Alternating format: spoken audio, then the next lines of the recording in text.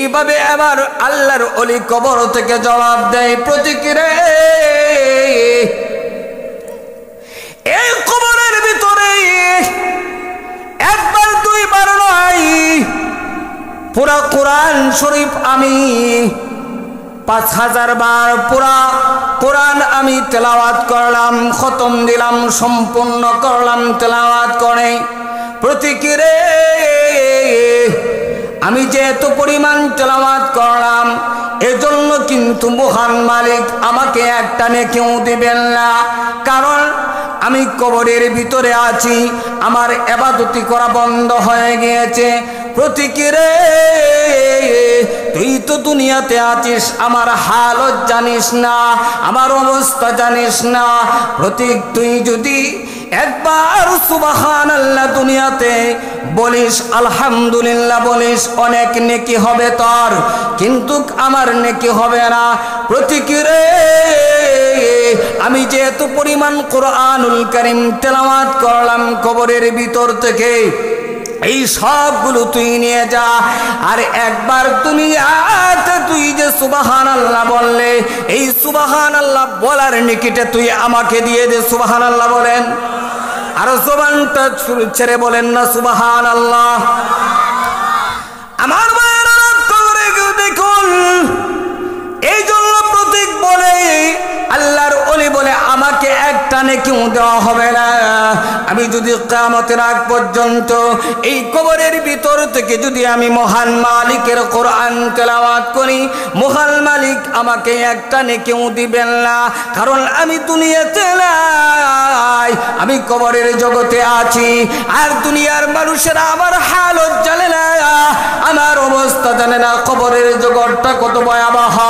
দুনিয়ার মানুষেরা যদি জানতো আমি কোন হালতে কবরের ভিতরে আছি, তাহলে দুনিয়ার মানুষেরা গাঁজা খেত না, দুনিয়ার মানুষেরা জিনা ব্যভিচারে লিপ্ত হতো না, হাউসে বাম্পারে যেত না, মারামারি করতো না, কাটাকাটি করতো না, গুনার কাজের মধ্যে লিপ্ত হতো না। কথা বলুন ঠিক কিনা আমার বাবা? তাহলে করে দেখুন, মরণের পরে আর ইবাদতি চলে না, ইবাদতি করতে হবে এই দুনিয়াতে থাকতে। কথা বলেন ঠিক কিনা? হবে আমরা কেউ থাকবো না, এই দুনিয়া থেকে আমরা চলে যাব। এর পরেও দুনিয়ার পিছনে দৌড়াইতে আছে। কথা বলেন ঠিক কিনা? দুনিয়ার পিছনে যা কিছু লাগে 24 ঘন্টা দুনিয়ার পিছনে ফিকির করতেছি। যে মালিক আপনাকে আমাকে মালিকের গোলামি করার জন্য পাঠিয়েছেন, সেই মালিককে আমরা ভুলে গিয়েছি। কথা বলেন ঠিক কিনা? মালিক যে আপনাকে আমাকে গোলামি করার জন্য পাঠিয়েছেন, এই কথাটা আমরা ভুলে গিয়েছি। আমার ব্যক্তিগত যত কাজ আছে, ব্যবসা বলেন, বাণিজ্য বলেন, চাকরি বলেন, আপনি যা কিছু আছে, সব ব্যক্তিগত কাজ আমার আগে হবে, মালিকের গোলামি পরে হবে। এটাই করতেছি। মূলত কথা ছিল আমার ব্যক্তিগত কাজ পরে হবে, মালিকের গোলামি, মালিকের দাসত্ব আগে হবে। কথা বলেন ঠিক কিনা? কিন্তু এই কথাটা আমরা ভুলে গিয়েছি। মহান রব্বি কারীম এক আয়াতের ভিতরে বলেন, ওয়ামা খালাকতুল জিন্না ওয়াল ইনসা ইল্লা লিয়াবুদুন। আল্লাহ রাব্বুল আলামিন বলেন, আমি জিন এবং ইনসানকে পাঠিয়েছি আমার গোলামি করার জন্য। সুবহানাল্লাহ বলেন। তাহলে এই কথা স্মরণ রাখতে হবে, আল্লাহ আমাদেরকে অযথাই পাঠান নাই, মালিকের গোলামি করার জন্য পাঠিয়েছেন। অন্য আয়াতে মহান রব বলেন, আফাহাসিবতুম আন্নামা খালাকনাকুম আবাসাও ওয়া আন্নাকুম ইলাইনা লা তুরজাউন।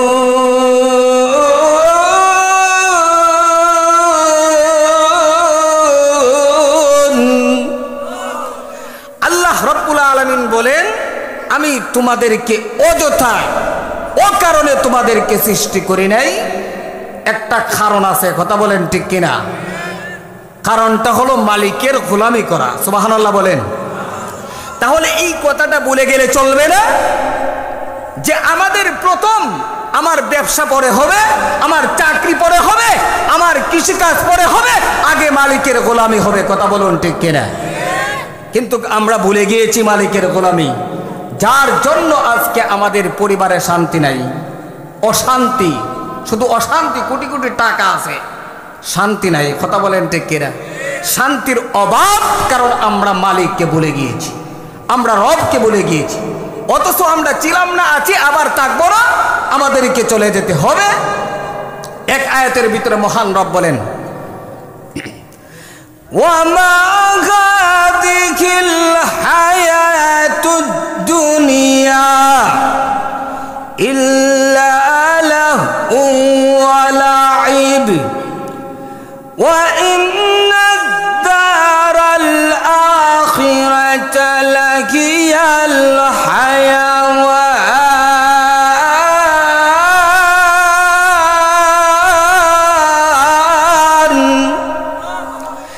লাউ কানু ইয়ালামুন।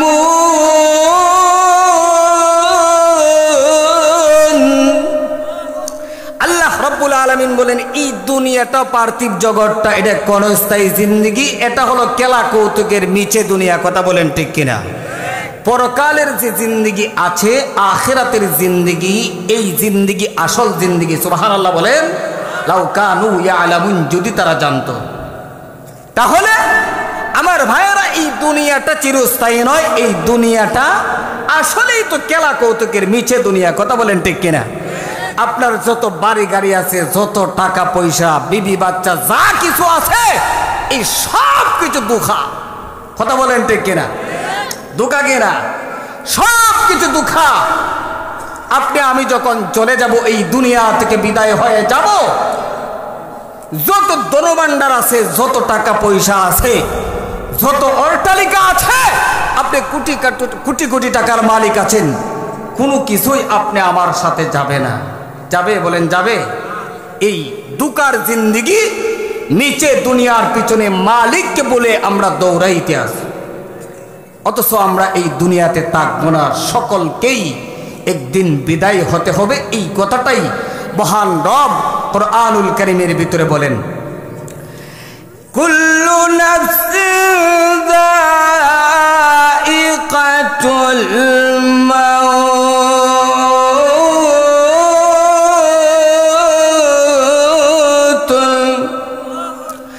সুম্মা ইলাইনা তুরজাউন।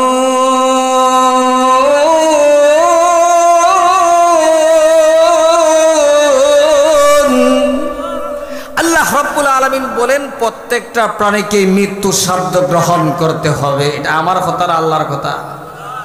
মরণ হবে কিনা কথা বলেন না? মৃত্যুর সাধ্য গ্রহণ করতে হবে কিনা? না মরব না? মরণ হবে, কেউ থাকবো না। সুম্মা ইলাইনা তুরজাউন। আল্লাহ বলেন, অতঃপর আমার দিকেই প্রত্যাবর্তিত হবে। আমরা কার কাছে যেতে হবে? জবানটা ছেড়ে বলেন না মাওলার নামটা, আল্লাহ। কার কাছে যাব?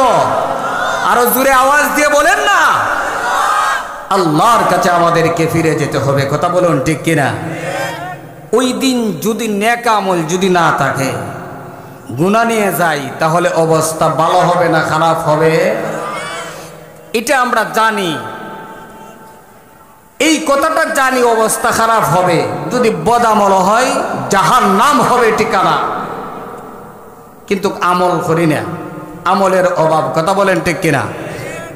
আমল করি না, সুদ চাটতে পারি না, ঘুষ চাটতে পারি না, ডাকাতি চাটতে পারি না, জিনা ব্যভিচার চাটতে পারি না, ইয়াবা চাটতে পারি না, গাঁজা চাটতে পারি না।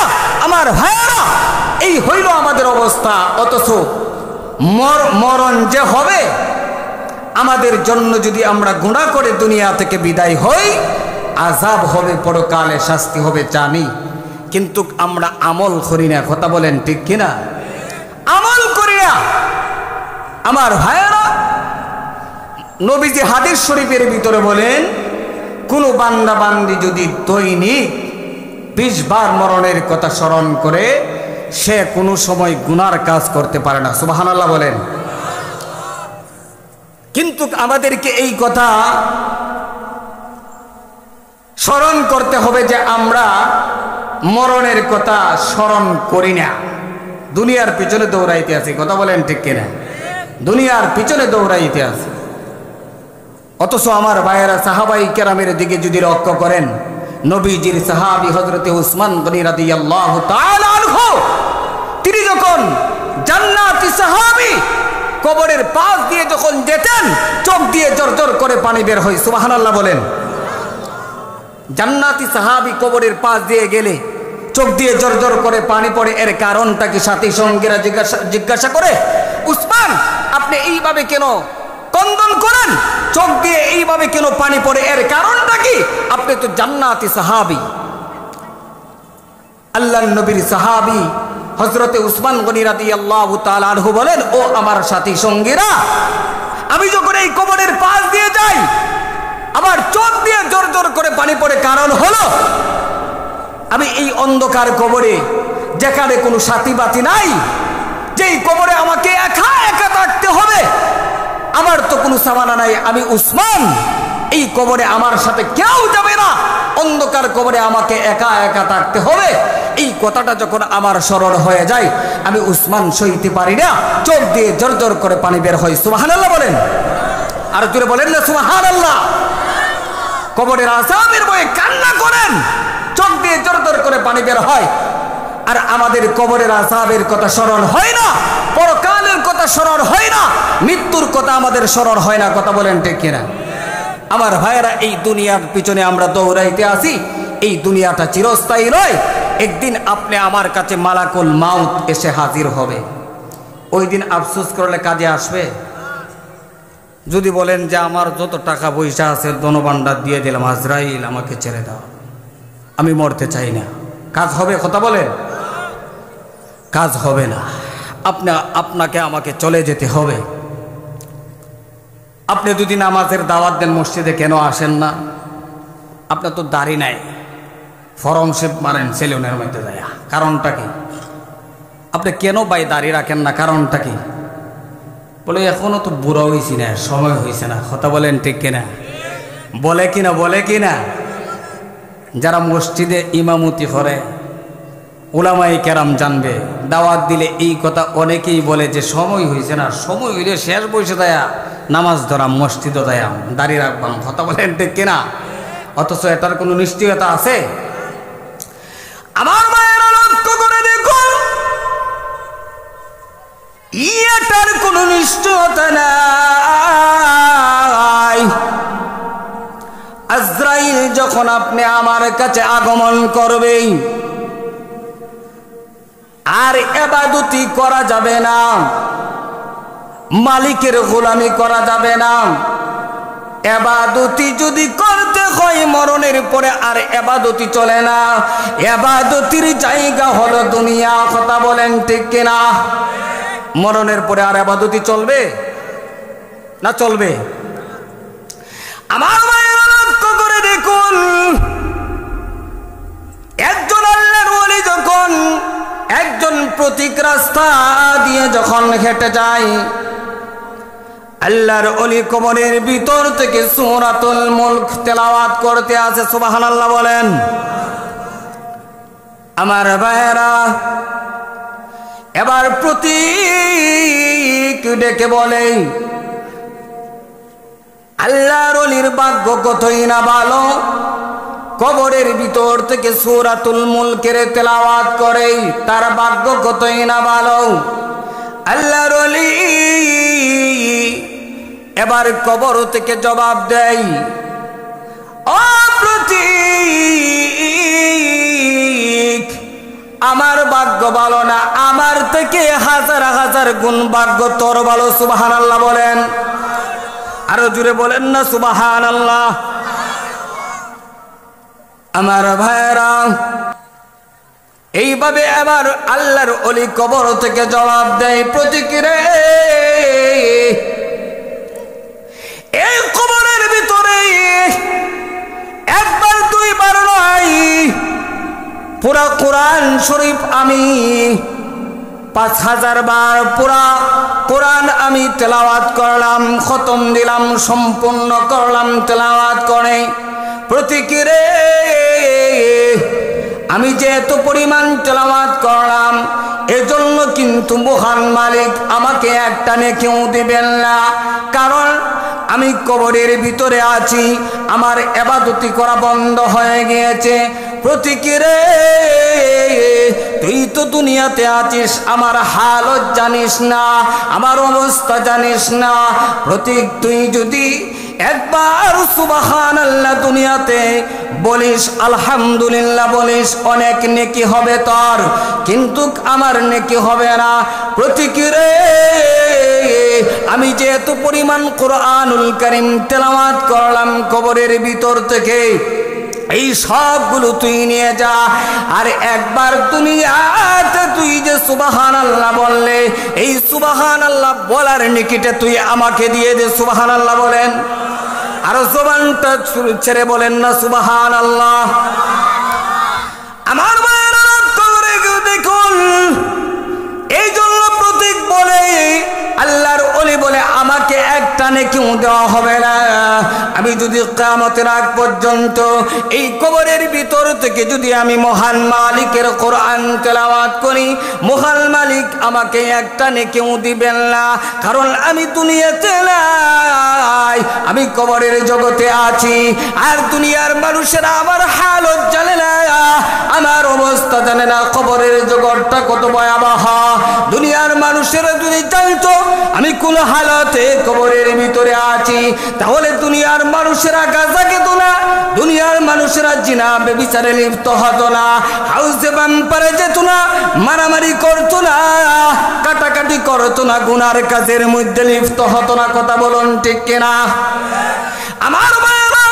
তাহলে লক্ষ্য করে দেখুন, মরণের পরে আর ইবাদতি চলে না, ইবাদতি করতে হবে এই দুনিয়াতে থাকতে। কথা বলেন ঠিক কিনা? দুনিয়াতে থাকতেই ইবাদতি করতে হবে, মরণের পরে আফসোস করলেও কাজে আসবে না, কান্না করলেও কাজে আসবে না। দুনিয়াতে আল্লাহ পাক আপনাকে আমাকে পাঠিয়েছেন মালিকের গোলামি করার জন্য, দাসত্ব করার জন্য। এই কথাটা ভুলে গেলে চলবে না। কথা বলেন ঠিক কিনা? তাহলে আমার ভাইয়েরা লক্ষ্য করে দেখুন, আমরা যে দুনিয়াতে আছি, এই দুনিয়াতে থাকবো না, আমাদেরকে চলে যেতে হবে। এই কথাটাই বাস্তব। মহান রব এই কথাটাই বলতেছেন যে প্রত্যেকটা প্রাণীকেই মৃত্যুর সাধ্য গ্রহণ করতে হবে, অতঃপর আমার দিকেই প্রত্যাবর্তিত হবে। আমার ভাইয়েরা, তাহলে যেহেতু আমরা দুনিয়াতে থাকবোই না, আমাদেরকে চলে যেতে হবে, মরণ আমাদের হবে, তাহলে বলুন আমরা গুনাহ ছাড়তে রাজি আছি না ইনশাআল্লাহ? রাজি আছি না ইনশাআল্লাহ? আমার ভাইয়েরা, আজকের এই মাহফিল থেকে আমরা ওয়াদা করে যাব, জিন্দেগিতে আমরা আর গুনার কাজ করব না। অনেক উলামায়ে কেরামরা আসতেছেন, কোরআন হাদিসের সার করব, আলোচনা করবেন, আর এখানে আমলের নিয়তে বসতে হবে। আমলের নিয়তে যদি বসতে পারি, যে কথাগুলো যদি সাথে নিয়ে যেতে পারি আর আমল করতে পারি, হয়ে যেতে পারে একটা কথা যদি আমি আমল করতে পারি, আপনি আমার জিন্দেগি কামিয়াব হয়ে যাবে। সুবহানাল্লাহ বলেন। আমার ভাইয়েরা, এই জন্য যারা রাস্তাঘাটে আছেন, দোকানপাটে আছেন, আপনাদেরকে বিনীতভাবে অনুরোধ করে বলছি, আমরা সকলেই চলে আসি, আমরা সকলেই চলে আসি। আমার ভাইয়েরা, আগামীকালকে এখানে মাহফিল হবে না? হবে? কথা বলেন হবে? তাহলে আমরা যারা এসে বসেছি, বলেন আমাদের লাভ হবে না ক্ষতি হবে? লাভ হবে। আর যারা রাস্তাঘাটে আছে, দোকানপাটে আছে, তারা যদিও শুনতেছে, এই শোনার কোনো ফায়দা হবে না, এই মজলিসের ভিতরে আসতে হবে, প্যান্ডেলের ভিতরে। কথা বলেন ঠিক কিনা? এই জন্য ভাইয়েরা আমার, আগামীকালকে এখানে বসা যাবে না, আসা যাবে না। যারা রাস্তাঘাটে আছেন, দোকানপাটে আছেন, আমরা মেঘের বাণী করে সবাই যারা বাড়িতে আছেন, যে আমাদের গ্রামের মাহফিল আমরা পরে গেলেই তো হবে, আমরা একটু পরে যাব। আমার ভাইয়েরা, এরকমটা যাতে না হয়, আমরা মেঘের বাণী করে সকলেই চলে আসি। আমার ভাইয়েরা, আমি যে কথাটা বলতেছিলাম যে আমাদের মরণ হবে, আমরা এই দুনিয়াতে কেউ থাকবো না। কথা বলেন ঠিক কিনা? মরণ হবে। মৃত্যুর সময় যদি আপনি আমি আফসোস করি, ওই সময় যদি আফসোস করি তাহলে কোনো কাজে আসবে না। এক আয়াতের মহান রব বলেন, ইযা জাআ আজালুহুম ফালা ইস্তাখিরুনা সাআতাও ওয়া লা ইস্তাকদিমুন।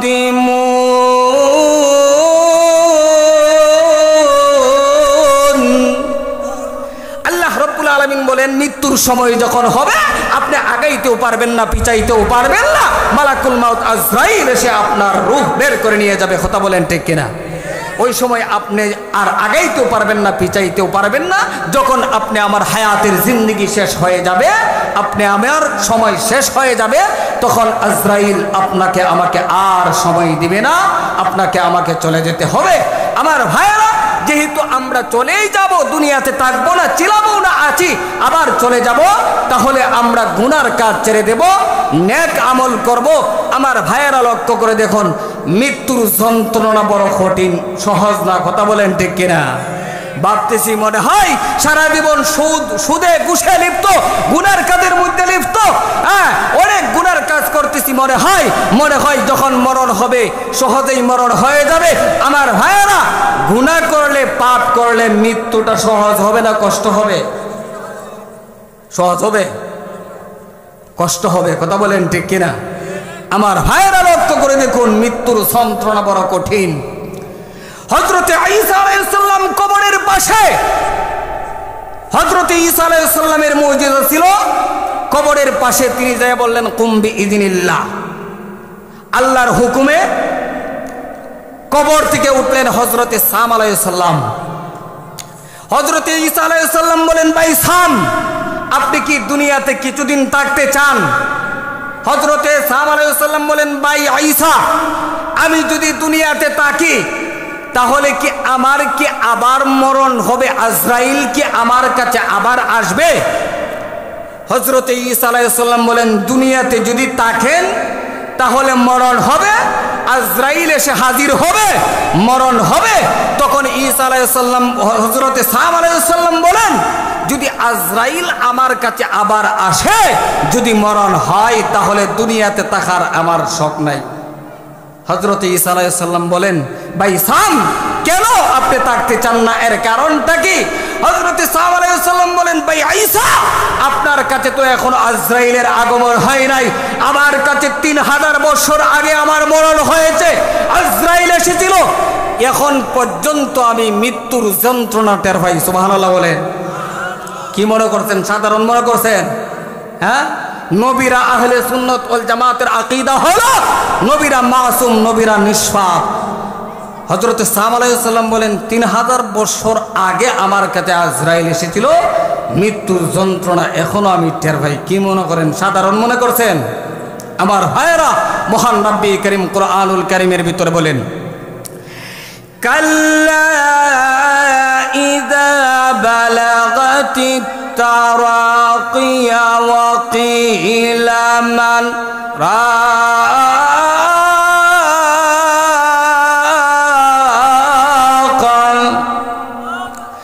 ওয়া যাল্লা আন্নাহুল ফিরাক।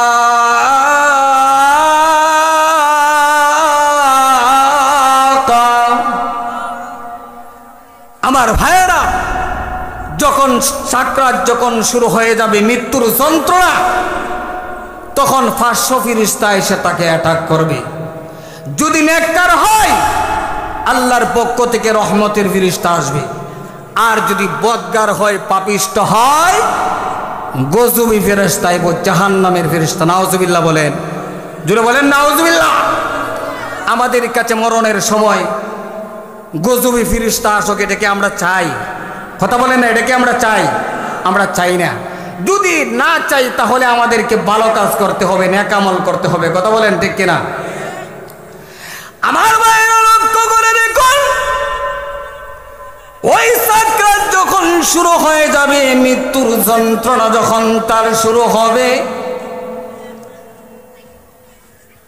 ওই সময় যখন তার মৃত্যুর যন্ত্রণা শুরু হয়ে যাবে, এবার ওই সাকরাতওয়ালা ব্যক্তি বলতে থাকে, ও ফেরেশতারা আমাকে ছেড়ে দাও, আমি মরতে চাই না। আমার যত ধনভাণ্ডার আছে, যত টাকা পয়সা আছে, যত অট্টালিকা আছে, আমি সবগুলো তোমাদেরকে দিয়ে দিলাম, এরপরেও কিন্তু আমি মরতে চাই না। এইভাবে কাকুতি মিনতি করতে থাকে। আমার ভাইয়েরা লক্ষ্য করে দেখুন, কিন্তু এইভাবে কাকুতি মিনতি করলে কাজে আসবে না। তখন তাকে বলা হবে, কে আছে ডাক্তার কবিরাজ, কে আছে ঝাড়ফুঁক করার জন্য, তোমার ঝাড়ফুঁক করার জন্য। ইযা বালাগাতিত তারাকিয়া ওয়া কিলা মান রাকা।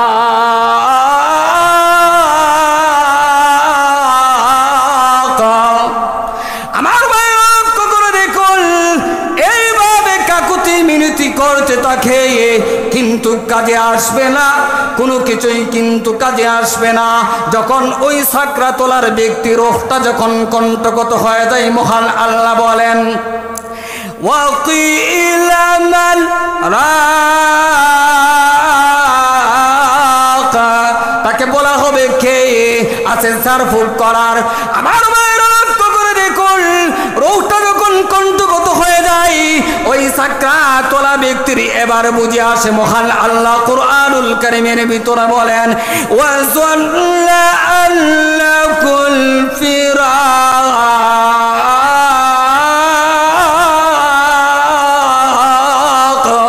ওই সময় তার ইয়াকিন হয়, বিশ্বাস হয়, এই দুনিয়াতে আর দেখা যাবে না, ওই দুনিয়া থেকে আমাকে চলে যেতে হবে, মরণ হবে। এখন আমার প্রত্যয়নের সময়, এখন আমাকে চলে যেতে হবে, আর এই দুনিয়াতে দেখা যাবে না। কথা বলেন ঠিক কিনা?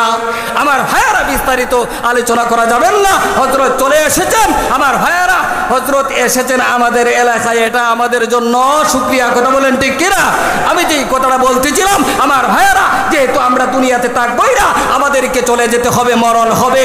হ্যাঁ, এই জন্য আমরা ছিলাম না, আছে, আবার থাকবো না, চলে যেতে হবে। আমরা আজকের মাহফিল থেকে ওয়াদা করে যাব, আমরা গুনার কাজ ছেড়ে দেবো, নেক আমল করবো। রাজি আছেন ইনশাআল্লাহ? আমার ভাইয়েরা, আমি যেই কথাগুলো বললাম আপনাদের সামনে, আল্লাহ রাব্বুল আলামিন আমাদেরকে এই কথাগুলোর উপর আমল করার তৌফিক দান করুন। ওয়া আখিরু দাওয়ানা আলহামদুলিল্লাহি রাব্বিল আলামিন। আসসালামু আলাইকুম ওয়া রাহমাতুল্লাহি ওয়া বারাকাতুহু।